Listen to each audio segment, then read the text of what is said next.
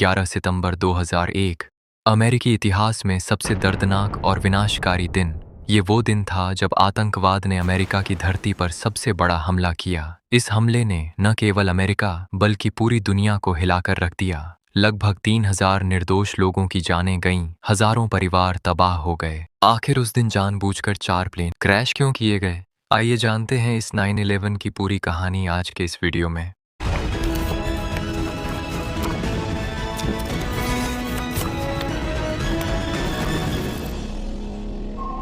11 सितंबर 2001 की सुबह आसमान साफ था और मौसम अच्छा था। न्यूयॉर्क शहर में लोग अपने रोजमर्रा के काम में व्यस्त थे। वर्ल्ड ट्रेड सेंटर के ट्विन टावर्स में हजारों लोग अपने दफ्तरों में पहुंच चुके थे, लेकिन किसी को नहीं पता था कि अगले कुछ घंटों में इतिहास बदलने वाला है। उस सुबह अल-कायदा नामक आतंकवादी संगठन के 19 आतंकवादियों ने 4 कमर्शियल विमानों को हाईजैक कर लिया। अमेरिकन एयरलाइंस फ्लाइट 11 जो बोस्टन से लॉस एंजेलिस जा रहा था, इसमें 92 लोग सवार थे, जिसमें 11 क्रू मेंबर थे और 81 पैसेंजर। फ्लाइट टेक ऑफ होने के बाद पता चलता है इन 81 पैसेंजर्स में से 5 हाईजैकर हैं।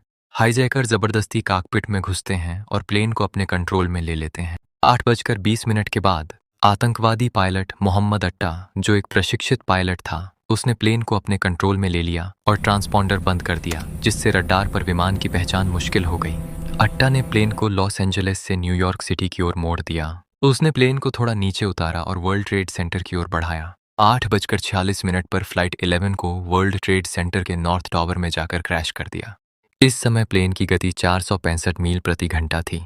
प्लेन में हजारों गैलन जेट ईंधन था, जिससे टक्कर के साथ विशाल धमाका हुआ। उस समय ज्यादातर लोगों ने सोचा ये कोई दुर्घटना है। फायर ब्रिगेड और बचाव दल टावर की ओर दौड़े उन्हें बचाने के लिए, लेकिन 17 मिनट बाद सुबह 9:03 पर यूनाइटेड एयरलाइंस की फ्लाइट 175, जिसमें सवार थे 65 पैसेंजर और 9 क्रू मेंबर्स, और अब इसे भी 5 हाईजैकरों ने हाईजैक कर लिया और प्लेन को मरवान अल शही ने कंट्रोल में ले लिया। 8:58 पर प्लेन अचानक दिशा बदली और न्यूयॉर्क की ओर मुड़ा। इस समय तक पहला विमान टावर में टकरा चुका था।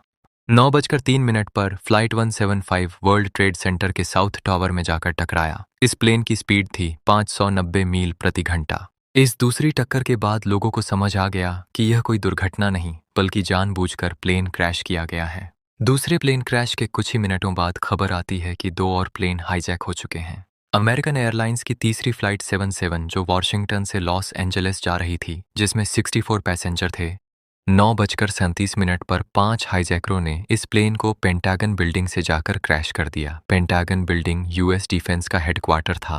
इस हमले से 125 लोगों की मौत हो गई। इस टाइम तक तीसरे प्लेन क्रैश के बाद यूनाइटेड स्टेट्स की पूरी एयरलाइंस को शट डाउन किया जाता है।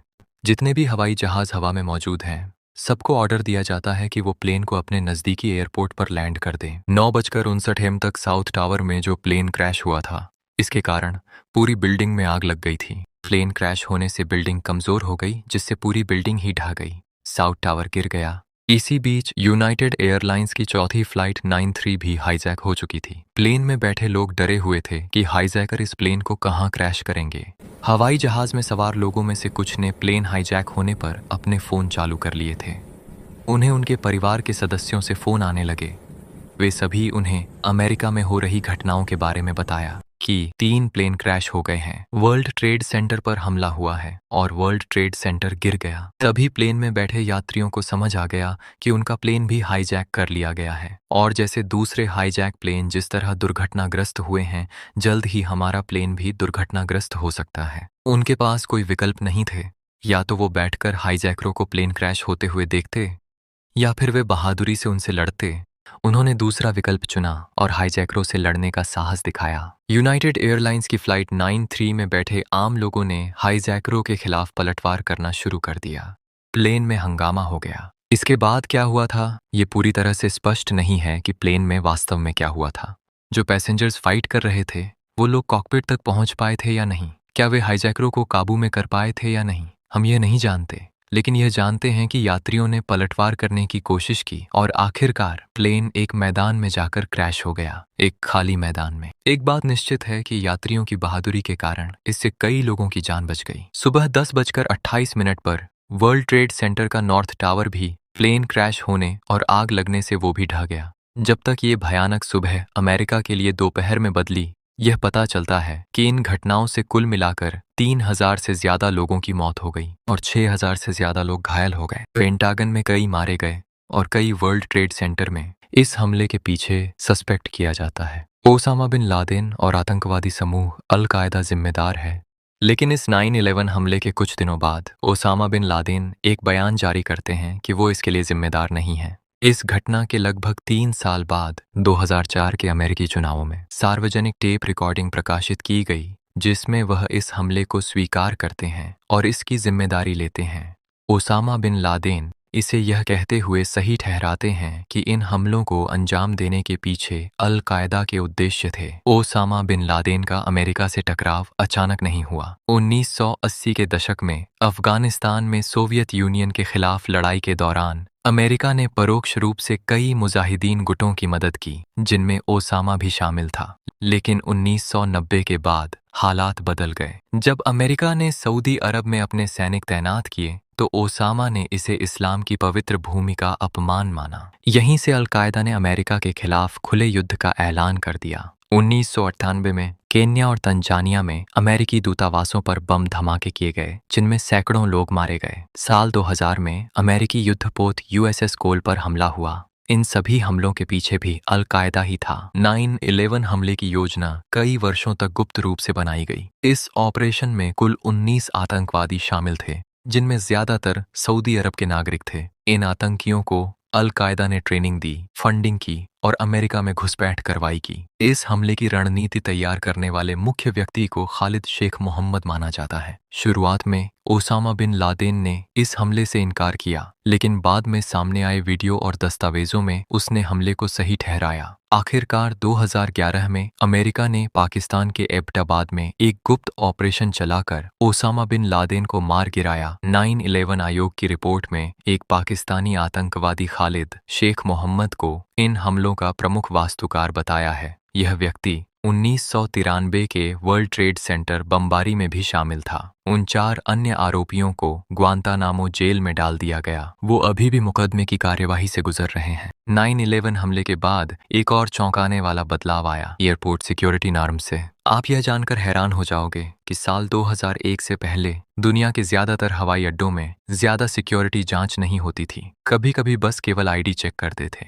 और मेटल डिटेक्टर जो आप शॉपिंग मॉल में देखते हो, उसी तरह की समान जांच होती थी। आपको फ्लाइट टेक ऑफ करने से पहले आने की भी आवश्यकता नहीं थी। उड़ान से 15 से 30 मिनट पहले आ गए, इतना ही काफी था। लेकिन 9/11 हमले के बाद ये सब कुछ बदल गया। आज के दिन full body scan, personal ID check होता है, पासपोर्ट चेक किए जाते हैं, बोर्डिंग पास दिए जाते हैं, आपको अपनी पॉकेट खाली करने के लिए कहा जाता है। जब बैग चेक किए जाते हैं तो आपको लैपटॉप और अन्य डिवाइस को बाहर निकाल कर रखना पड़ता है। हवाई जहाजों में लिक्विड कितने ले जा सकते हो, उसकी मात्रा भी सीमित है। और अनेकों छोटे छोटे प्रतिबंध हैं जो पहले कभी नहीं हुआ करती थी। 2003 की शुरुआत में पहली बार पायलटों को अपने आप को बचाने के लिए हथियार दिए गए। कॉकपिट के दरवाजों को मजबूत किया गया ताकि उन्हें ग्रेनेड, हाईजैकर सभी से बचाया जा सके। ओसामा बिन लादेन ने हमला करने के पीछे एक्सक्यूज यूज किया था, अमेरिका मिडिल ईस्ट कंट्री से बहुत इंटरफेयर करता है। लेकिन 9/11 के बाद ये चीज और भी ज्यादा देखने को मिलती है। 9/11 के बाद अमेरिका अफगानिस्तान पर आक्रमण करता है इन आतंकवादी समूहों को तलाशने के लिए। ये चीज आज भी हम होते हुए देख रहे हैं। अमेरिका अफगानिस्तान में 20 साल तक रहता है। हालांकि ओसामा बिन लादेन को मार दिया जाता है। अमेरिकी टैक्स पेयर्स के खरबों डॉलर बर्बाद हो गए हैं। कई अमेरिकी सैनिकों की जान चली गई। इन युद्धों में कई नागरिक मारे गए। इसके अलावा अमेरिका इराक पर भी आक्रमण करता है। ओसामा ने कहा था कि मुसलमानों के साथ दुर्व्यवहार किए जाने के कारण हम इसका बदला ले रहे थे। 9/11 के बाद मुसलमानों पर हमले और भी बढ़ गए। मुसलमानों और दक्षिण एशियाई लोगों के खिलाफ विदेशी भय की एक नई लहर देखी गई। 2001 में मुसलमानों के खिलाफ 481 हेट क्राइम होते हैं। इतना ही नहीं, सिखों के खिलाफ भी कई हेट क्राइम हुए, क्योंकि कई राष्ट्रवादी सिखों की दाढ़ी और पगड़ी और ओसामा बिन लादेन की दाढ़ी और पगड़ी के बीच का अंतर नहीं समझ पाए। कई बार इंडियन और सिखों को भी मुस्लिम समझकर मारा जाने लगा। 15 सितंबर को बलबीर सिंह सौदी ने 9/11 हमले में पीड़ितों के लिए पैसा दान किए थे। वे अपने गैस स्टेशन के बाहर कुछ फूल लगा रहे थे, तब उनकी हत्या कर दी गई। उनके हत्यारे फ्रैंक रोक को गिरफ्तार किया गया और वह अभी भी आजीवन कारावास की सजा काट रहा है। इसके बाद कुछ सिख लोगों ने सुरक्षा चिंताओं के कारण अपनी दाढ़ी मुंडवा ली और पगड़ी पहनना बंद कर दिया, लेकिन मुसलमानों सिखों के खिलाफ घृणा अपराध वास्तव में सामान्य रूप से दक्षिण एशियाई लोगों के खिलाफ और दुर्व्यवहार बढ़ते रहे। इन हमलों के बाद अमेरिकियों में डर की भावना बढ़ी। इन हमलों के बाद कई लोगों को बिना किसी सबूत के गिरफ्तार कर जेलों में डाल दिया गया, उनके साथ टार्चर किया गया और अमेरिकी लोग इसके सपोर्ट में थे। उन्हें लगता था कि ये जो भी सर्वेलेंस हो रही है, हमारे ऊपर लोगों को टार्चर किया जा रहा है, ये सब आतंकवाद से लड़ने में उचित था। कई लोग कहते हैं कि अमेरिका की जो वॉर और टेरर थी काफी सिनोमिनस बन गई टार्चर से। इसकी वजह से हुआ क्या कि अधिक लोग आतंकवाद का रास्ता चुन रहे थे। गुस्से में या बदले के तौर पर इस पूरी कहानी में एक बहुत ही सरल सबक दिखाई देता है। चरमपंथ को जन्म देता है। आंख के बदले आंख पूरी दुनिया को अंधा बना देती है। ओसामा ने कहा था कि वह बदला ले रहा था। अमेरिका ने जो कई निर्दोष लोगों को मारा था, मैं उसके खिलाफ उसका बदला ले रहा हूँ। एक बार जब ओसामा ने ऐसा कर दिया तो अमेरिका ने कहा, अब मैं बदला ले रहा हूँ। ओसामा के खिलाफ अफगानिस्तान और इराक पर आक्रमण करके वहां कई निर्दोष लोगों को मारकर, और जिन लोगों को मार दिया जाता है उनके परिवारों को लगता है अमेरिका ने उनके साथ ऐसा किया है, वे आतंकवादी समूह में शामिल होकर उसका बदला लेंगे। तो बदले की ये कहानी हमेशा चलती रहेगी। ये एंडलेस है, इसका कोई अंत नहीं है। जब एक आतंकवादी मारा जाता है तो वह दूसरा पैदा होता है। और आज आप देख सकते हैं कि हालांकि ओसामा बिन लादेन मार दिया गया, लेकिन आईसिस संगठन उभर कर सामने आ गया है। हमें कभी भी किसी सरकार को टेररिज्म एक्ट इस्तेमाल करने नहीं देना चाहिए, हमें एक्सप्लॉइट करने के लिए। अमेरिकी सरकार ने अमेरिकी नागरिकों को बहुत एक्सप्लॉइट किया 9/11 के बाद निगरानी और पैट्रियट एक्ट के माध्यम से। कभी भी अपने डर में आकर इतने अंधे मत हो जाओ कि रियलिटी दिखनी ही बंद हो जाए। वीडियो देखने के लिए बहुत बहुत धन्यवाद।